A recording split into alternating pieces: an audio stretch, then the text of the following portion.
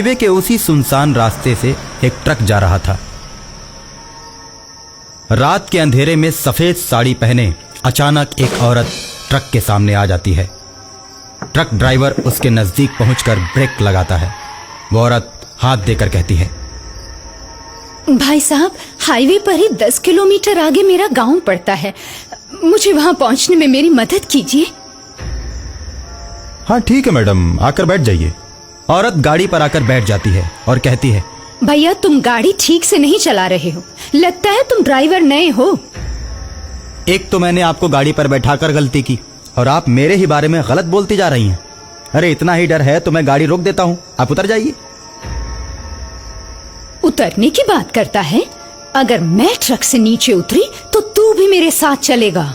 मैं ट्रक चलाना जानती हूँ। आगे हाईवे का घुमावदार मोड़ है जिसे मौत का मोड़ कहते हैं, जहाँ नए ड्राइवर्स का अक्सर एक्सीडेंट हो जाता है। और अगर तुम अपनी और मेरी जान की भलाई चाहते हो तो मुझे गाड़ी चलाने दो। जब मैं मौत का मोड़ पार कर लूंगी तब तुम गाड़ी चलाना, नहीं तो मुझे पूरा विश्वास है कि मौत के मोड़ पर तुम्हारी गाड़ी का एक्सीडेंट हो जाएगा। मैं तो तुम्हें बचाने के लिए ऐसा कह रही हूँ और तुम मुझे ही गलत समझ रहे हो।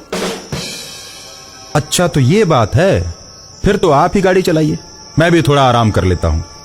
वो औरत जैसे ही गाड़ी के स्टीयरिंग को पकड़ती है, गाड़ी हवा से बातें करने लगती है, जिसे देखकर ड्राइवर के पसीने छूटने लगते हैं। अरे इतनी तेज गाड़ी तो मैंने कभी नहीं चलाई। अभी अपना मुंह बंद रखो, सामने मौत का मोड़ आने वाला है। ड्राइवर चुप हो जाता है और सामने से आते हुए ट्रक को औरत देखती है। उसके बाद उसमें इस तरह टक्कर मारती है कि वो पलटकर हाईवे पर गिर जाता है और उसके ड्राइवर और कंडक्टर दोनों मर जाते हैं। जब ट्रक ड्राइवर वो दुर्घटना होते हुए अपनी आंखों से देखता है तो उसकी चीख निकल जाती है, मैडम जी ये आपने क्या कर दिया? मैंने कुछ नहीं किया। हाईवेज पर अक्सर ऐसे हादसे होते रहते हैं। मौत का मोड़ जैसे जैसे नजदीक आता जाएगा हादसे होते जाएंगे, और इसीलिए मैंने तुम्हें ड्राइविंग सीट से हटाया, वरना तुम चलाते तो अब तक हम मारे जाते और वो ट्रक निकल गया होता। लेकिन जब मैं गाड़ी चलाती हूँ तो इस मौत के मोड़ पर बहुत सी गाड़ियों को टक्कर मार के उन्हें गिरा देती, लेकिन मेरी गाड़ी का बाल भी बांका नहीं होता।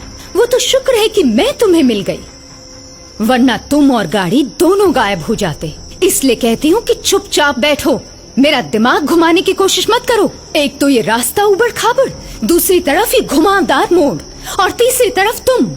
कहने को तो ये हाईवे है, मगर इस पर भी बड़े बड़े खड्डे बने हुए हैं। कोई ध्यान ही नहीं देता। किसी को क्या फिक्र है? गाड़ी पलटती है, ड्राइवर गिरते हैं, गिरने दो। मैडम 10 किलोमीटर तो पार कर गए, आपका गाँव तो कब का जा चुका है। मैंने तुमसे झूठ बोला था। वो देखो सामने से गाड़ी आ रही, उसका भी ड्राइवर नया है, देखो कैसे चला रहा है। अब इस मौत के मोड़ के रास्ते पर उसको मरना ही पड़ेगा। जिसको गाड़ी ढंग से चलाने नहीं आती उसे मरना ही पड़ता है।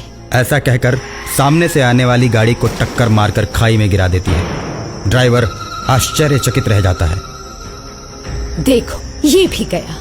आज की दुनिया में तुम लोगों को नहीं मारोगे तो वो तुम्हें मार देंगे, इसलिए मैंने दोनों ट्रकों को जानबूझकर टक्कर मारी। अगर वो नहीं मरते तो हमें टक्कर मार के मार देते। इसलिए कभी कभी दूसरों को मारना जरूरी हो जाता है। खुद को बचाने के लिए कुछ भी करना पड़ता है। ड्राइविंग के अलावा आप बहुत कुछ दुनिया के बारे में जानती हैं। मैंने भी तो आपको जानबूझकर ही बैठाया है। मैं जानता हूँ हाईवे पर मौत के मोड़ पर दहशत फैलाने में आप ही का हाथ है। मैडम मैंने इसीलिए आपको अपनी गाड़ी पर बैठाया है ताकि हमेशा हमेशा के लिए आपका खेल खत्म कर दूं। मेरे अंदर भी एक औरत छिपी हुई है, ये देखो। और उसके बाद औरत चुड़ैल के रूप में बदलने लगती है। उसका चेहरा बहुत ही भयानक हो जाता है और वह ड्राइवर की गर्दन में अपना दांत गड़ा देती है। लेकिन ड्राइवर किसी तरह से अपने आप को छुड़ाकर गाड़ी से कूद जाता है और चुड़ैल को दौड़ाते हुए जंगलों के बीच ले जाता है। और कुछ देर के बाद ड्राइवर जंगल में एक छोटे से मंदिर के पास जाकर रुकता है। वहां की सीढ़ियों पर चुड़ैल चढ़ नहीं पाती। ड्राइवर अपने आप को सुरक्षित महसूस करने लगता है और मंदिर के ऊपर टंगी हुई घंटी को तोड़ लेता है और उसी से मारकर हाईवे की चुड़ैल का अंत कर देता है।